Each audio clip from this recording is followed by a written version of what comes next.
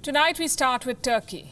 President Recep Tayyip Erdogan is on a roll. He wants to lead the Muslim world, so he supports Pakistan and converts churches and museums into mosques.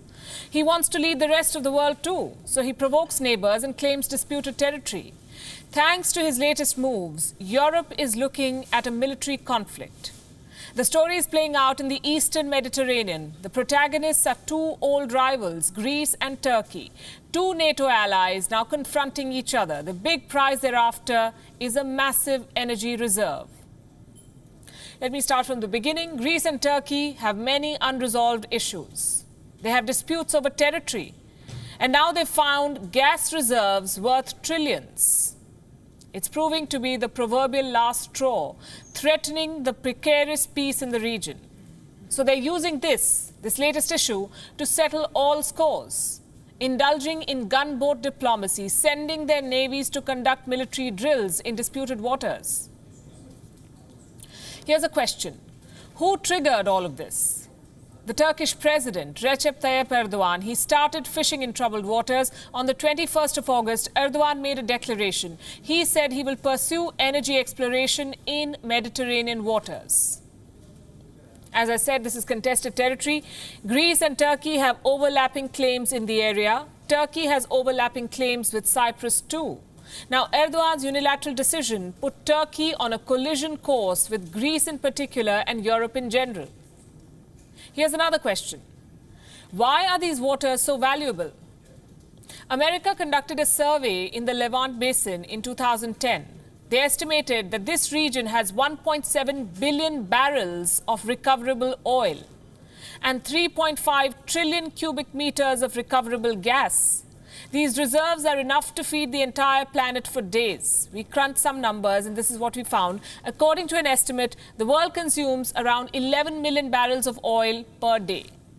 The oil reserve in the eastern Mediterranean can supply to the whole world for 19 days.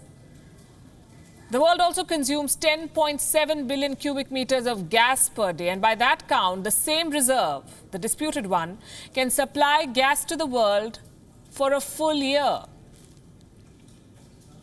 In short, the eastern Mediterranean is a pot of gold, and Erdogan wants it.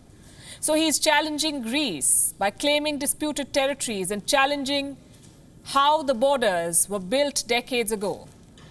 These territories were split almost 100 years back. In 1923, the Treaty of Lausanne was signed, a peace treaty that ended the First World War. It recognized the boundaries of the modern state of Turkey. Now, Erdogan is no longer willing to accept the terms. He claims that Turkey was disadvantaged by how the borders were drawn. So Erdogan has launched an explosive fight for a greater share of the Mediterranean. First, by expanding the search for more gas, and now by launching a naval drill in the contested waters. Greece responded with its own drills in a different area. But Turkey is adamant. Erdogan says Turkey will not make any concessions. Turkey will get its rights in Black Sea, Aegean and Mediterranean. We'll never compromise from what belongs to us, just like how we are not claiming another country's interest, territory or sovereignty. Turkey says it is willing to hold talks, but without preconditions. The European powers are pressing the panic button. EU defense ministers met today in Brussels. This was their first meeting since the outbreak of the Wuhan virus. The tensions in the Mediterranean were on the agenda. Germany is trying to broker peace between both the sides. Its foreign minister was dispatched to Athens and to Ankara for talks, and he appeared alongside the Turkish foreign minister before the press today. The demand from Europe is clear: de-escalate. What we urgently need are visible steps towards de-escalation and a genuine readiness for dialogue. I have been hearing from all sides that there is willingness for dialogue, and so we believe holding talks is achievable. In the end, a binding and peaceful solution to the Eastern Mediterranean dispute will only be possible if there are direct talks between Greece and Turkey.